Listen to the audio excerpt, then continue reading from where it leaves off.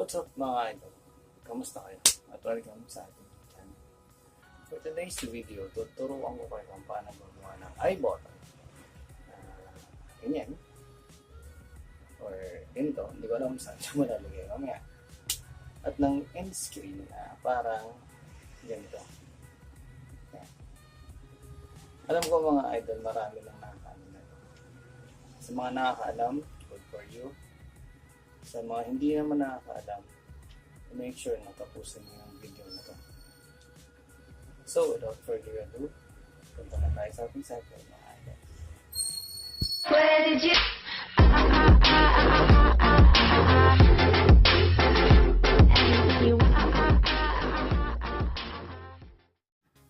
So mga idol, nandito na tayo sa ating cellphone.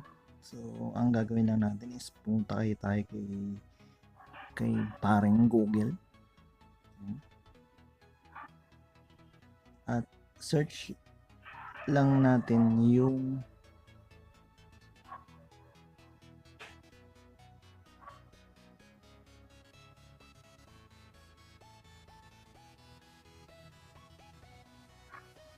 YouTube desktop. Yan mga idol. Tapos click mo lang tong dashboard. Tapos dito mga idol, yan desktop na siya. Ito yung account natin. So para magawa yon, punta ka sa channel mo, click mo yung edit. Halimbawa natin tong video natin na ito. Click mo lang yung edit, antayin mo lang siya. Tapos once nasa edit ka na, punta ka dito sa cards. Yan. Click mo yung cards. Dito pwede ka nang mag-add ng mga cards mga idol. Post lang natin yan. Yan. Sa video ko na to, meron na akong niligay na dalawa. So, papakita ko lang sa inyo for this tutorial kung paano siya ginagawa. Click mo yung add screen. Add card pala. Add card. Yan. Tapos, pindutin nyo yung create. Yan mga idol. Lalabas dyan yung mga video mo. Ngayon, mamimili ka lang kung anong ilalagay mo dyan. Yan.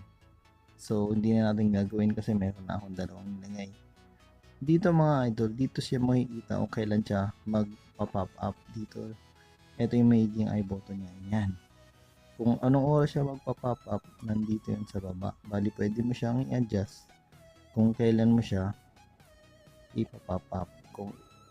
Kung saang minuto siya magpa-pop up sa screen mo. Yan mga idol. So sa akin dalawa, kailangan mo kasi siyang paghiwalayin kasi para hindi pumatong. So sa akin pinaghiwalay ko.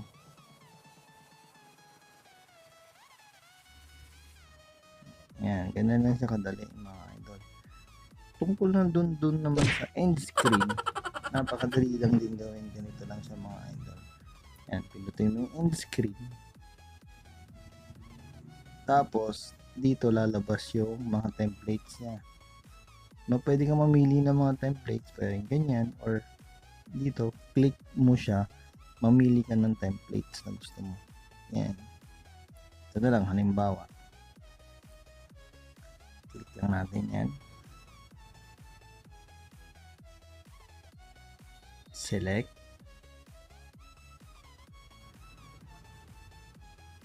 Since meron na kasi ako, sige, for the sake of ano na lang, palitan natin.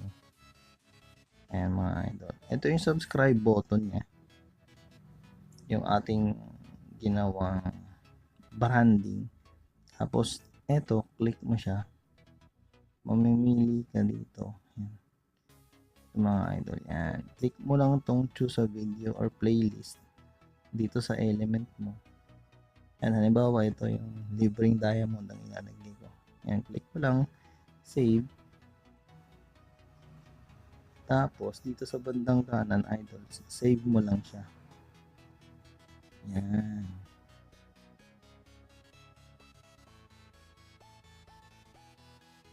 So, once na save na siya, punta na tayo sa ating channel.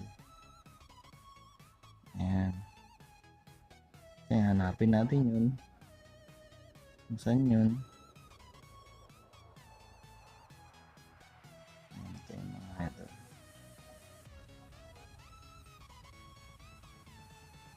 Ayan.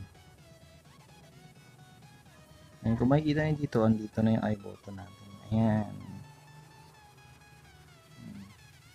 Hindi na sila mag-aantay matapos yan. Kung ayaw nila tapusin, pwede silang lumipat dito sa hub natin. So, skip lang natin. Diretso natin dun sa end screen. Wala na.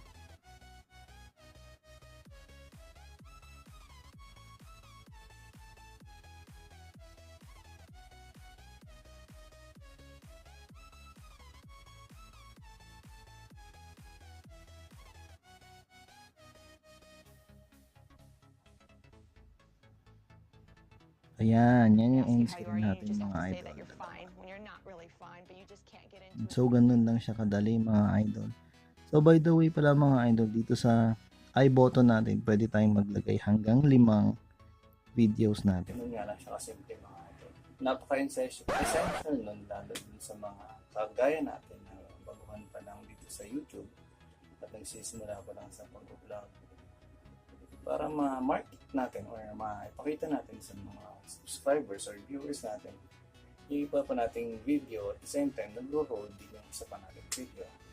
So sana nagustuhan nyo yung mga idol. Kung nagustuhan nyo, hit yung like button natin at paki-subscribe na rin sa ating channel. Kita-kita ulit tayo sa susunod na ating video. Peace!